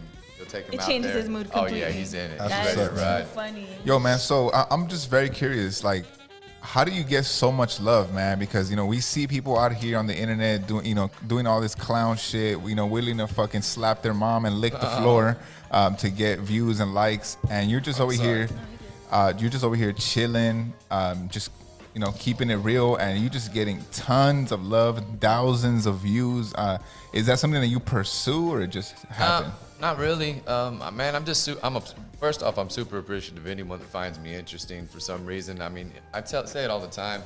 I'm just a regular dude, just like everybody else. There's nothing special about me. I just have some nice cars, you know what I mean? And I have a pretty cool group around me. And a sick personality. Oh, well, thank you very much. I appreciate that. But I take time to answer everybody. If someone has a problem, I help them. I don't really care if you're in another car club. I don't care about your race. I don't care about what your religion. None of that stuff has ever mattered to me. Your person, how you treat me is how I treat you. And if somebody calls me or messages me most of the times, I mean, I don't want to say the weirdest stuff because I don't want to turn them off from messaging me, but I do get some very heavy messages. I will say that. But like what, for example? And maybe just to give us an example. Like one time, a 14-year-old kid hit me up and he wanted to kill himself. He was very upset with his life, saying that he was never going to have anything, And I mean, I hope I talked him out of it. I didn't know really how to approach a situation because I'm not train for anything like that. You know what I mean? But I just told him my life experiences, and if you look at me now and think my life was great, well, there's been I mean, I could tell you a million stories. We'd be here for the next 2 years, but you know, my life was pretty rough growing up. I spent quite a bit of time in prison. I was always in trouble. You know, I mean, things weren't perfect. I didn't have the father around. You know what I mean? And I'm not crying about it. I'm glad for it. It made me who I am. But I did have my mother all the time. And, you know, things were tough. You know, she had different boyfriends. They didn't treat me well. And I know everybody goes through different things. But you can create your own life. I mean, if you're not happy with the way you're living or the way somebody's living around you or the way that your life is, all you have to do is remove yourself from that situation. You can create your own life. You can create your own family. Yeah, you know? that's true, man. And I like that you're saying that because, you know, a lot of people, they say, oh, it's my genetics. You know, I'm genetically supposed to be this way. You know, my dad was this way or my mom was this way. So, you know, my genes are now telling me that this is how I'm supposed to be. And, you know, we find now with research and science that is a complete lie. It's a myth. So they did this research on twins, right? And then when the twins are born, identical twins, they have the exact same DNA. And by the time the twins are 30, their DNA is entirely different. Right. Not even a single piece of it is similar because their experiences are shaping them. So what that tells us is that we are not our DNA. We are not necessarily our genes. We always have the option to become who we choose to. Absolutely. I mean, I'm an example of that myself. I mean, I was stuck in a certain way, and I kept getting in and out of prison. And one thing that stuck with me in prison, they said, I'm not sure if it's exactly right, but they said the definition of insanity is doing the same thing and expecting a different outcome. As Einstein, actually. Oh, okay. Well, they told me that when I was leaving prison, like some person, and I was like, man, that makes total sense because every time I get out, I immediately go right back to the dope game because, I mean, I've always kept my own word and done my own time. I've never told on any of my friends and people I've done business with. And when I have come home, people have always blessed me, or I would say just put me back on. And I'd fall right back into the same thing because that was what I knew. The last time I got out of prison, I ran across one of my buddies, and he was a hairdresser. And told me all these, you know, that's what he did. He was living a really good life. Long story short, I was kind of against. I was like, dude, a hairdresser, what? That's, you know, but... you know, I don't want to be politically correct, but I learned that anyone can be a hairdresser, and being a hairdresser, you can cut judges' hair, lawyers' hair, all those people that judged you, your tattoos, nobody looks. As long as you're good at doing hair, you know, you can do it. And I learned that I could make good money, similar to dope money, because every day you go in and you're making cash, maybe not equally, and I liked it. It helped change my life. It showed me that I could do something different. I didn't have to get up and do that. I could get up and go, you know, cut hair, talk to people, you know, and network. Word, man. I'm really glad that you're saying that, man. And as a kid, would you be like hitting like the car festivals and rallies and all of that as like a very young age, or were you ever a part of that? Not really. I mean, we would go. We had this place called the Old Road. I lived in Houston from 14 to 30, and then you know, most of my 20s I was in prison, but. There was this old road, and everybody brought, and it was mini trucks back in the day. You know, it wasn't a lot of lowriders. Actually, when I was living in Houston and had all my lowriders, I was one of the few that did have them. Not a lot of people ride 13s out there. It's elbows and Vogues in Houston. Everybody likes, they call them slabs. They have the pop trunks with the TVs and all the lights. You know, it's just different lifestyle out there. I see, man. I see. And then I know you have the car club, right? Mm-hmm. Plata o Plomo. And you are the founder of it, if I'm not mistaken. How did that come about, man? Is that something you always wanted to do, or at some point where you'd like, you know what, I need my own crew, or how was that? So when I lived in Houston, I was riding around. There wasn't enough people that had cars to even have a crew. I mean, there was like, you know, Honda crews and stuff like that. But when we moved to the West Coast, lowriding was kind of dead. I mean, I drove. Okay. This was about 8 years ago. Is that how old Plata o Plomo is? 7, 8 years? It is not. It's 3 years. Actually. Oh, okay. It's pretty big. Yeah, it's pretty big for it being 3 years, man. Right. So lowriding had died out quite a bit. I had a lowrider, and I drove around for like a year. And the only time I could ever see any lowriders, I would either have to go to Compton or Santa Ana. I mean, I didn't see anything hardly in Long Beach. And oh, wow. I just got to riding, meeting a few friends. They started riding. A lot of guys started bringing out their old cars, and then lowriding just kicked off out of nowhere. It's bigger now than it's ever been. Yeah, I am seeing it in all the music videos now. I'm seeing it a lot. Oh, I think, did it start with like Dre and them? Like, because I think... I would definitely say Easy Dre with the Easy 6'4". Dre, Yeah, absolutely. But I knew before they ever came out, I already knew about lowriders and Impalas. Yeah. But they're the one that brought it out and made a huge part of the scene. You know? Okay. I see. Damn. Yeah. Yo, so I know you got a lot of cars. I know you've been having a lot of cars. Are there any rules of don'ts to having a lowrider? Like, are there any particular rules that, you know... Like, just a big don't. Don't you know do what I mean? this. Like, no, you can't do that. For anyone who has a lowrider? You know what? There's a big thing. They call them the lowrider police. For me, I like to see all different kinds of stuff. Any option. I mean, I don't care what you do. I mean, you can put a wheel on the top of the roof if you wanted to, if that's what the look you're going for. I personally don't like to go out and see everybody's cars looking exactly the same, so it's refreshing to see something a little different, people's creativeness. Do's and don'ts, I mean, basically the big no-no for lowriding would be don't have bags. But you know, everybody wants you to have juice, but I've also bought cars that had bags and drove them around for a few times. So what kind of bags you talking about? Like the safe? No, the airbags. Oh, okay. I'm just trying to make sure that we're frowned upon. I'm just trying to make sure we're on the same page here. You know. Right. You know, I mean, a lot of lowriders wouldn't call it a lowrider if it wasn't juiced. Okay. But yeah, I mean, you know, to me, I don't care. I like to see a little bit of. What do you mean if it wasn't juiced? With hydraulic. Oh, okay. So it's not a lowrider if it's not. I mean, that's the big argument. I see. I say it's a low rider. I got a few buddies that have it. I personally only want juice in my car. Okay, like the pink one that we used for the video. That one didn't have hydraulics. Okay, no. But it was still a great low rider. That was an original car. Okay. So the original's okay. It's just okay. if you're gonna go ahead and spend the money, you spend about as much as you do on bags as you do on hydraulics. And 90% of the people that do put bags on their car end up wanting to put hydraulics.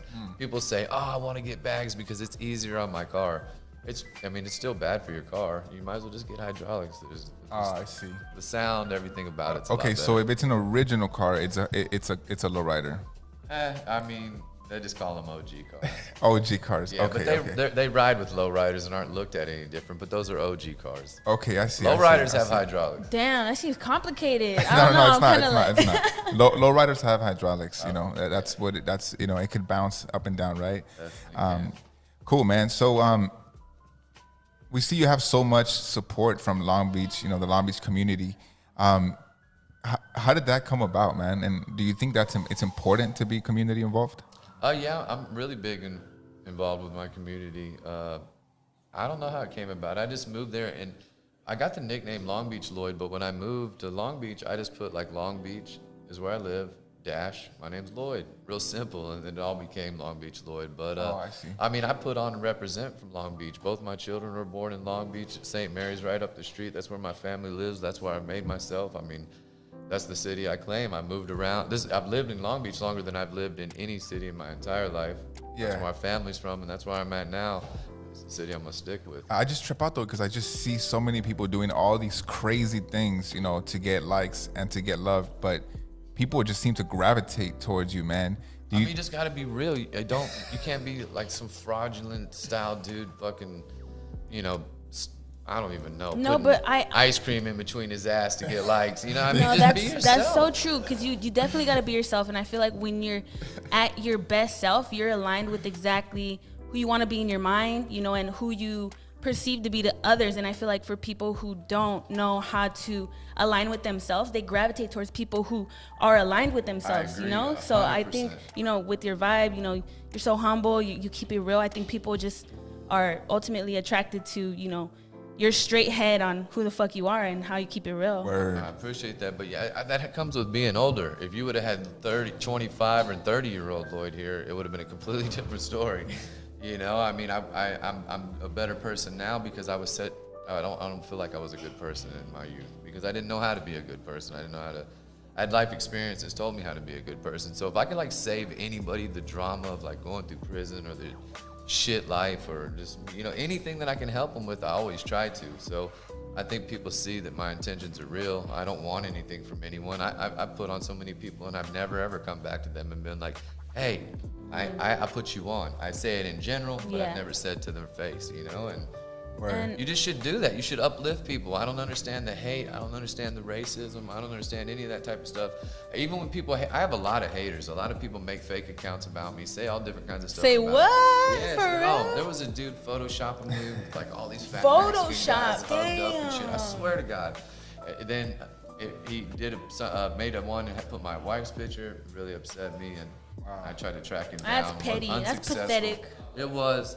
But I mean, people hate too. Not everybody loves you for being yourself. I mean, but some people are threatened by it, right? Yeah, they gotta be threatened. And I tell the same motherfucker, I'm like, dude, just call me and come over and let's collaborate and make some money together. I don't want you to be out Putting there that angry energy. at me because put your you don't energy know into me. something else. Why would you hate me if you don't know me? They say I'm a hipster.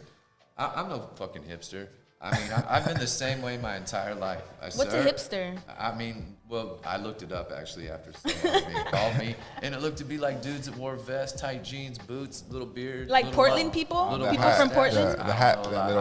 I ain't trying to get at Portland. I don't know a lot of them, but you know, the little handlebar mustache, craft beer type guy. I mean, I'm totally not like that. Preppy people. Oh, and then he tries to bash me for being a hairdresser. I mean, dude, I did what I did. Yo, he's just angry, man. He has some things to deal with inside of him. I don't think it's you. Right. I think it's just him. It probably is. So, you know, I just want to be as real as I can be to other people and give them as much time as I possibly could give them with, you know, still with being able to deal with my family and my own life. You know, just be good to people. There's no reason. It takes so much energy to be a piece of shit. Yeah. Just be nice. Hey, karma too, man. If you put out good, shit's gonna come back to you. Absolutely. Even double, triple, like I get blessings all the time. That's awesome. They're saying whatever they want. I'm over there counting my blessings. I don't give a shit. Damn. That's what's up, man. That's what's up. And I agree with what you're saying.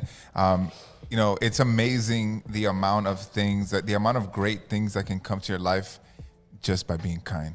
Absolutely. You know what I'm saying? It's phenomenal. It's phenomenal. Nice. I know Sancheezyy has some questions that she wanted to ask you. Yeah, I love having some fun. I love breaking the ice. I love breaking things. But right now we got some questions. So the whole point is to just answer them as best and quick as possible. All right. Okay, are you ready? Let's go. Okay. Interrogation. Ruthless Records or Death Row? Ruthless Records, baby. Easy's my all-time favorite. How did I know that? I'm I knew sorry. it. I knew it. I apologize, Suge, if you're listening. Damn. I apologize, Dre. But everyone broke up, so they ain't gonna be backing down. I'm sorry, Suge. That's all I can say. I'm sorry, Suge. I really thought you were gonna say Death Row. No, I saw your Easy little your car hanger thing and your picture. I was like, yo, I know what he's my gonna say. absolute all-time favorite. Bar none, no questions asked, is Easy. If I had to take one person's music with me for Abandoned Island for the rest of my life, it'll be Easy. Wow. Good to know. I love Easy. I wish I could have met him. I wish I could get his car. By the way, Cheyenne, if you're listening to this, hit me up. Full Couture being so stingy. Let me get that car. Yo, you about to get that car. I want it. Let's make it happen. All right, next question. What's your next tattoo? You gonna flash it? Ooh, yeah, flash us. Hey, Kira, get a zoom in on this. Whoa. Right here, let's move the mic. I'm Pablo Escobar, then he's gonna be holding my car comes black and then my lowrider. Yes. Damn, man. That's what I'm talking about. So see that. And my buddy, Smiley Inc. I got you, boy. Smiley. He's on IG and he actually is doing my chest piece. Shout really out good. Smiley Inc. That's what the fuck is up. Yeah. Hell yeah. All right, cool. Next question. Sick interior or sick sound system? If you had to pick interior, I'll just bring a jam box. Interior all day. Jam box, Yeah. all right. I got that, what is it? Bump box. Oh, yeah, you guys yeah, got yeah. those? Shit. Hey, those The things homegirl jam. Heads has up, one. got a bump box. Straight up, those things put in work. So you just throw that. I put those in my hopper, and it sounds like I have a system. So it's all Really? good. Yo, Yeah. you could hook mics into that, right? Yeah, I think you can. I've been thinking about it because I've been low-key wanting one. They're advertised a lot right now. Yeah, they are. They have a Death Row edition. Sorry, Death Row. What? Okay, I'm need for that. sure going to look into it. Yeah, they We do. need that. All right, next question. Would you rather save your Cortez collection or your lowrider, not the Tupac one? Oh, Fuck the Cortez. Fuck the Cortez. Yeah, I know you. Hey, I love them. It's my favorite shoe. I've been hitting up Nike to let them to make my own shoe. I've been pushing them. I got so many people wearing them all over the place, but they won't give me any love. So my lowriders will stay, and my Cortez will be gone. Well, I know you got some custom ones, and like I know you got some very rare ones. You know what? That's love. So that was very quick, man. This one here. Ooh. One of my homies in prison, actually. Can you zoom in on this, Coco? One of my homies, a funny story is, one of my homies in prison, I took his nephew to prom in the car with his date and dropped them off, and he ordered me these and had them sent to my house. Wow. Yeah, That's custom. love, Hey, man. for real. I was like, damn, he's pulling moves up in there. That's what's up. I fuck with that. Yeah. Well, you were very quick to answer, man. You were like, "Fuck the Cortez." You know? Yeah. I'll ride barefoot in my lowriders. All right, for sure. All right, next question. What does Long Beach Lloyd's perfect day look like? Oh, man. Obviously, getting up, playing with my kids, and hanging out with my wife at first. And then maybe my detailer will already be there, collective clean, hitting up my ride so it's ready for me to take off, and just rolling out with my boys. Cruise out? That's my favorite thing to do, just cruise out and enjoy it. That's awesome. My That's cars. I was thinking about when I got in my car and I started in the garage and my exhaust was going so strong, I was thinking, you know what, man, I could go out like this. Just sit here in my ride and just let it run forever. But just cruising in my rides, I like that. Spending time with my family and cruising, that's all I want to do. That's all I really do. That's cool. You know, that's beautiful. I hustled to get that. Now I want to hustle a little bit further. You know what I want to do? My next mission, I went and looked at a building. I want to own a building. That is my main. Yo, you can do it. I can see that happen, man. I'm gonna do it. I promise. He's gonna do it. You're gonna do it, man. Do it. You're gonna do it. It's just a matter of time. I keep one low rider. You know what I mean, and just cash out and start small. And Yo, you a boss. You definitely be there. I feel like I want to get there. Too bad I lost all those years in prison. I think I'd be there already. Nah, you're gonna get there. No, man. You're gonna get there. Perfect time. I hope so. Perfect time, my G. All right, next question. What's your favorite movie? Man, I got a list. I'd say favorite movie off top, Heat. Heat. Al Pacino and Val Kilmer. Yeah. That's a good one, man. That's a good one. I want homeboys like those guys. Yeah. You know what I mean? Whenever you hope to have friends, I hope they're like those. Yeah, that's what I look for. The qualities I look for.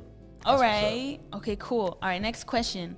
What's the best place to eat in Long Beach? Ooh. Man. I have a favorite, but it isn't in Long Beach. It's unfortunate. My all-time favorite. Oh, it has to be in Long Beach? No, it doesn't have to be. It doesn't have to be. Maybe it's like around the area. My favorite place in Long Beach is the Attic, right there off Broadway. I love that place. The Attic. My all-time favorite place to eat in California is Busy Bee Sandwich Shop in San Pedro. Ooh. You guys never been there? Never If been you there. have not been there, it's in a little convenience store on the corner. I swear to you, it is the best. Oh my What do you God. get from there, man? I have a few things I get. I always get my wife the Italian sausage sandwich, but I like the open faced turkey. And so when you go there, they have a little red sauce they put on their sandwiches, and it's like their signature thing. So when they went to put it on mine, I was like, no, don't do it the very first time I went.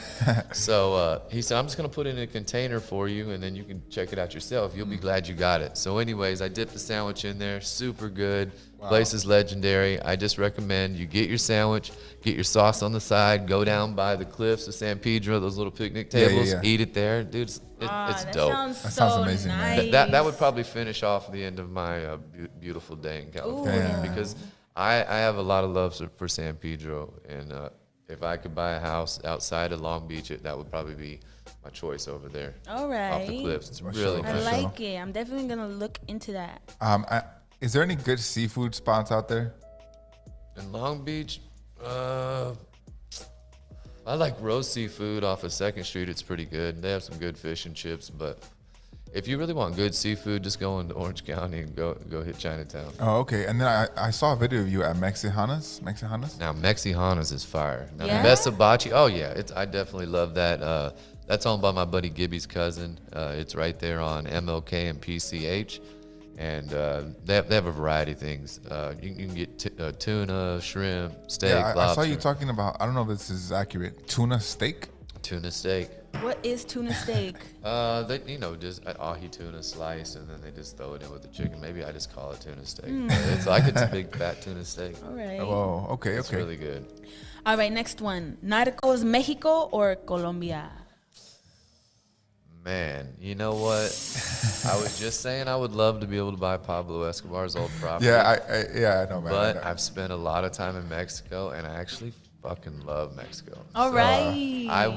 I would also like to own a place in Mexico. Mexico for me, I'm sorry. That's what's up. You know what, man?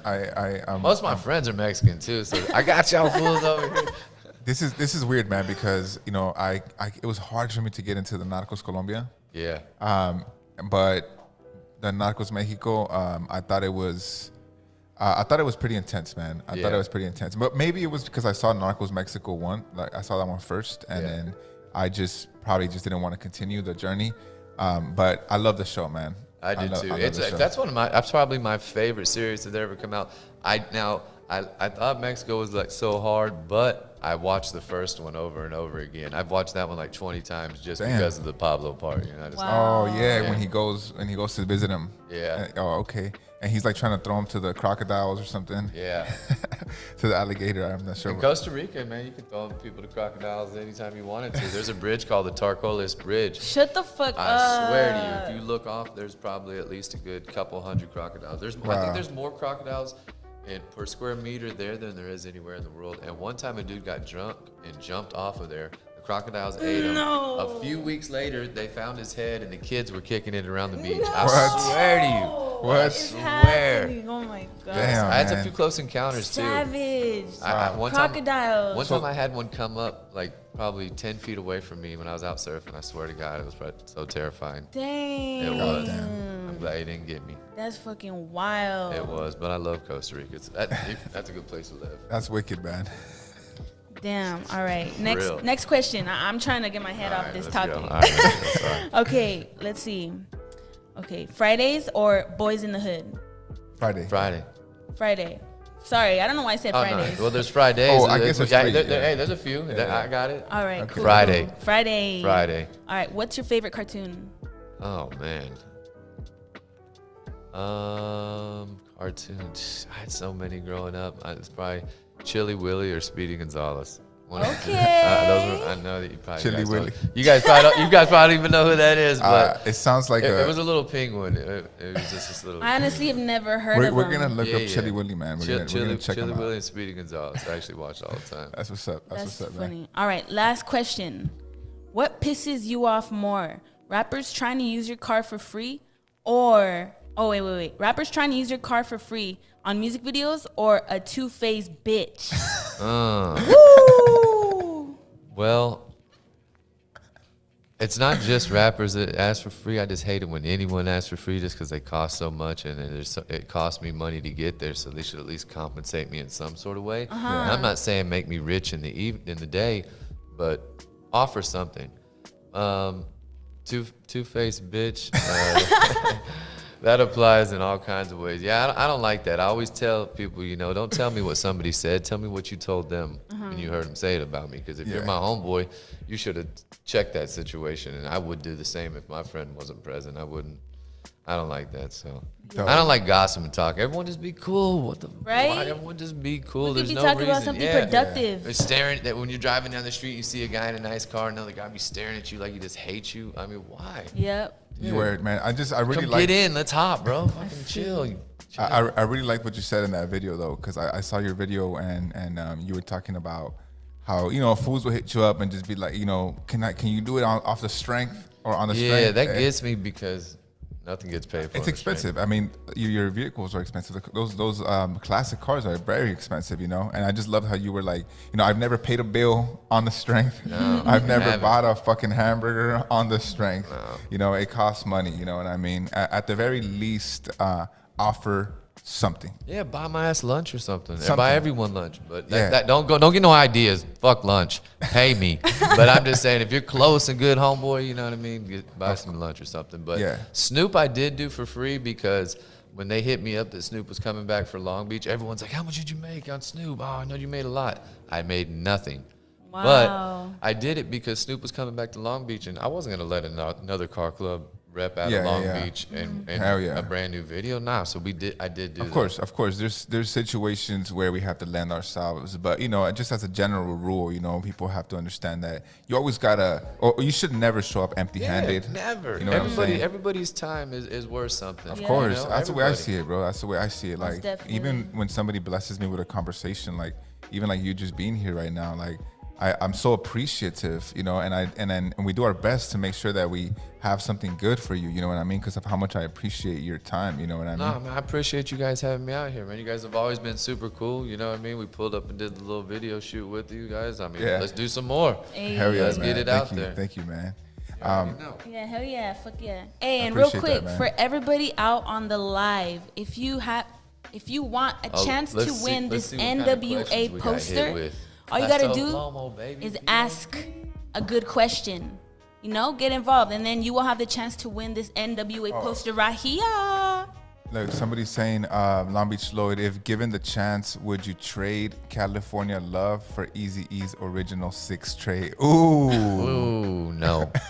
No. Wow. No, I would not. Damn, that was I'm gonna have to stick with the Tupac rag on that one. All right, we got. I will give them a nice offer. Hit me up, G. Okay, we got somebody saying, if I jumped on your back, would you beat me off? Somebody named Mario Ramirez.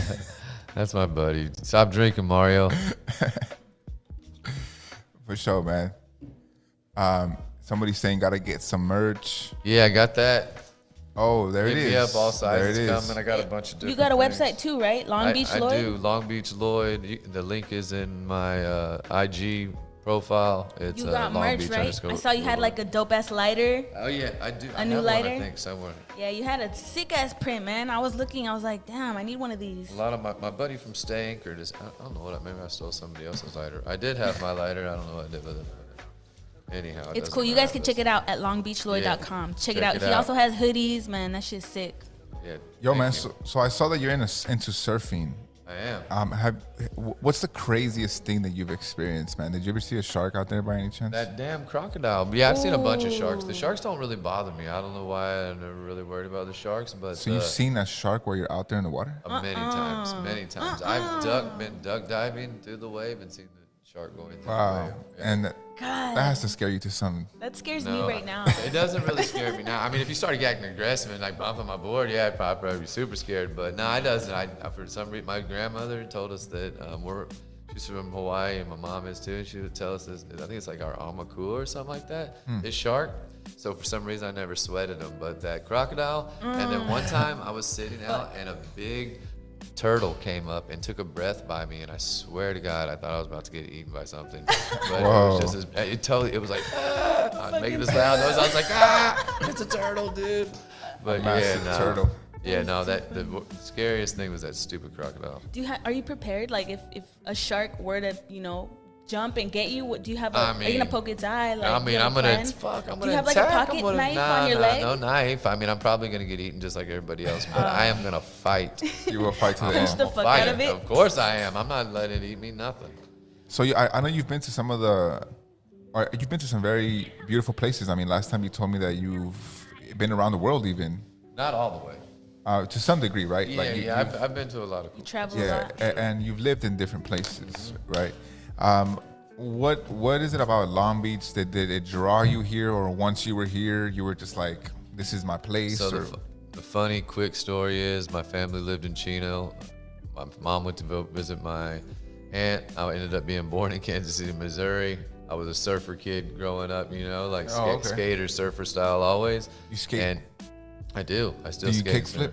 Yeah, I can 360 flip? No, 360 flip. I like just to ride the bowls and carve them and have fun. Okay. No, I'm no rad skater anymore, okay, but kickflip is pretty standard, right? No, but I can get barreled surfing. I mean, that's pretty hard. That's better kind of to me, but.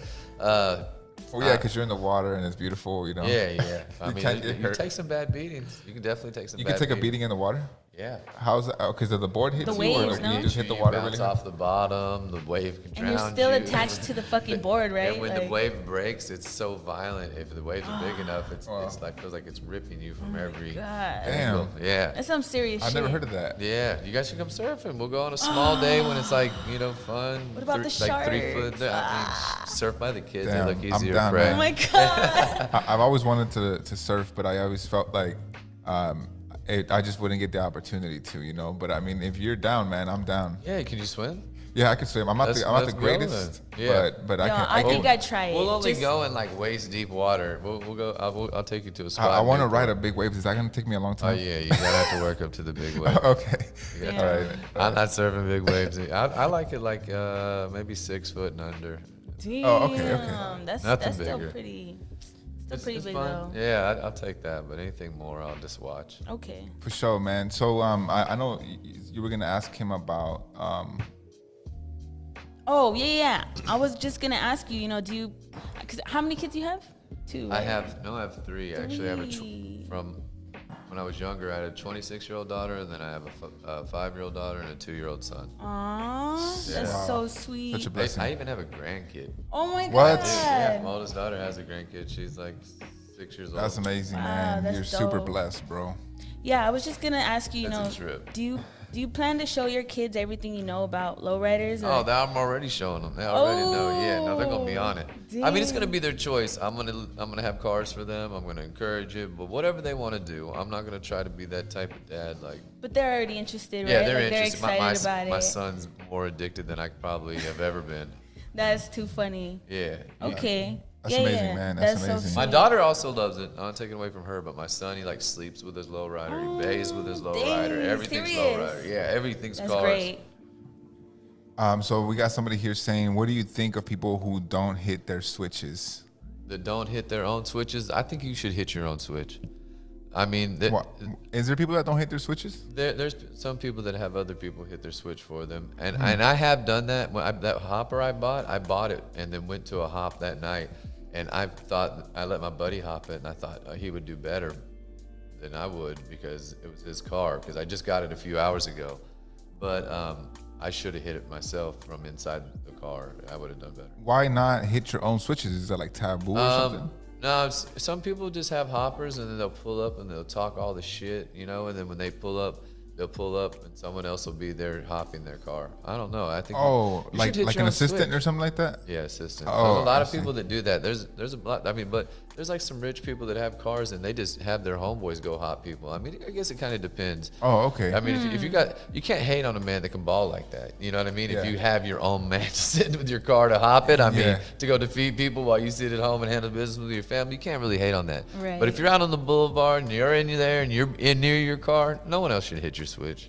Okay. No, I not see, ever. man. Damn, that's so interesting. I wouldn't You want someone Stop else to that. lick on your lollipop? I don't think so. I fucking lick on your love. yeah, Okay, don't touch it.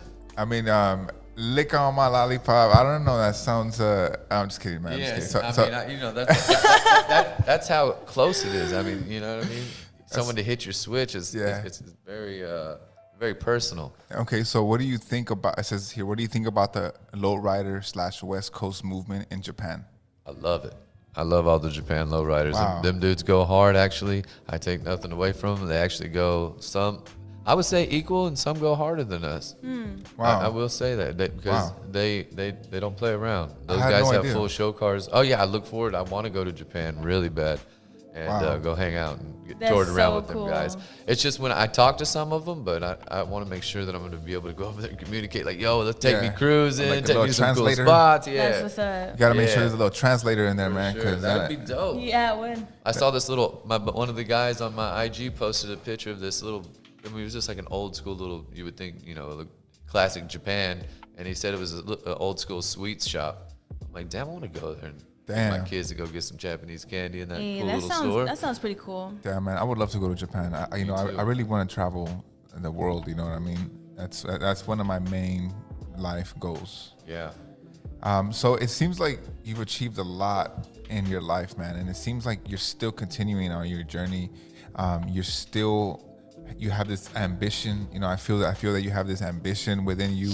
You know, in my opinion, you're a great leader and father. You know, to all your listeners, you know, and your followers, your fans, you know, the people that look up to you. You know, what would you say to them is the most important thing in you know, living your best life?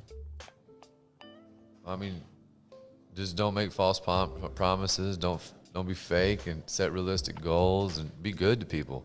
Like, go out of your way to be good to people. I swear to God, just do it for a week. Like, hold doors and help your neighbors with groceries. Just anything you can do to be kind for a week. I swear, your luck will change. Damn. People always act like it's a lie. It's not. I'm telling you. It's true, if man. you It's put true. that out there, it comes back to you. If you hate and are negative, you're gonna get that back. You're just all that hate and negative is just gonna bounce off and come right back at you. Just be good to people. That is so true. You know, be kind. People, I don't know what happened with everybody. You don't.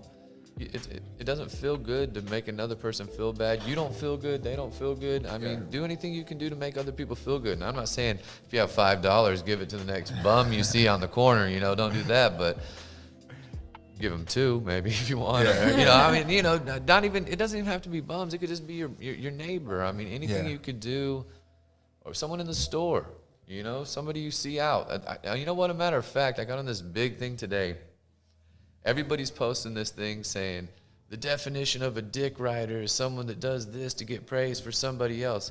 Like, it's not cool to tell people they're doing a good job. It's not cool to tell people that they have a pretty car. It's not cool to tell them that oh man, you got down on the switch. It's not cool to tell them that they have a good song. It's not cool to tell them that their video was badass, or the visuals, or something was wrong. I mean, I don't understand it. That's not.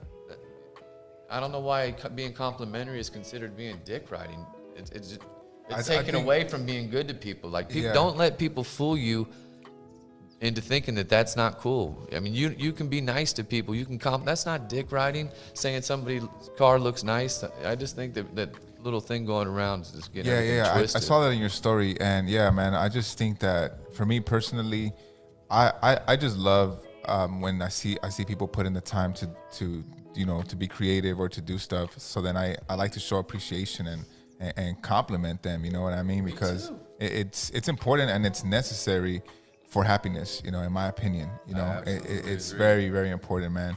So thank you for sharing Most that. Definitely. And thank you for coming down today, man. Yeah, you thank know, you so much. It means so much to us to have you here with us, man. Yeah, you definitely kept it real, man. And you know, you brought a dank ass joint. Oh, got me high as shit. So Jungle Boys High Octane, they gave me a couple oh shit, bags Jungle the other Boys, day. Super fire. Damn, shout they out. also had Perfect Triangle. Yeah, it was both of them. The Perfect Triangle had a great taste, really good. The High Octane is heavy. Yeah, this shit tastes so good. Very good. Really Is that some indie? It's some indie, right? Yes, sir. Yeah. Yes, is sir. that your thing, indie? Indie, yeah. No sativas? I have another one. Do you guys know Devin the Dude? Yes. He's got a strain. It's called Lagville. Lagville? It is I insane. don't know of. The bakery, they actually grow it. That's another one of my favorites. So far, those have been my 3 favorite that I've smoked in 2021. Damn. Lagville, Okay. the High Octane, and the Perfect Triangle. Wow. Well, I'm glad to hear Devin the Dude is still doing things. You know what I'm saying? Yeah. Yeah. That's what's up, man. That's what's up. Well, man, we're about to reach the end of our podcast tonight, but thank you so much, Long Beach Lloyd. You guys, Thank you, I appreciate it, man. Thank What's you up to everyone? Thanks for tuning in. Yeah, to thank you everyone so that much to everybody that tuned in Most tonight, you definitely. know, and dropped your questions. Yeah, we're gonna get back to you. So just keep a lookout. Yeah, we're gonna send out the poster to the winner, the NWA poster. But we really appreciate you, Lloyd, and thank you so much, Mondo. My pleasure. You know what I mean? Thank you, so Mondo. much, Convoy, for joining us today. Convoy. Everybody for tuning in. We love you guys. You know, we're gonna be back next week. I love you, Bren. You know, Bren for thanks for coming out yesterday, bro. We love you guys tuning in. Yes. We'll see you all next Saturday Yeah. at 7 p.m. Peace.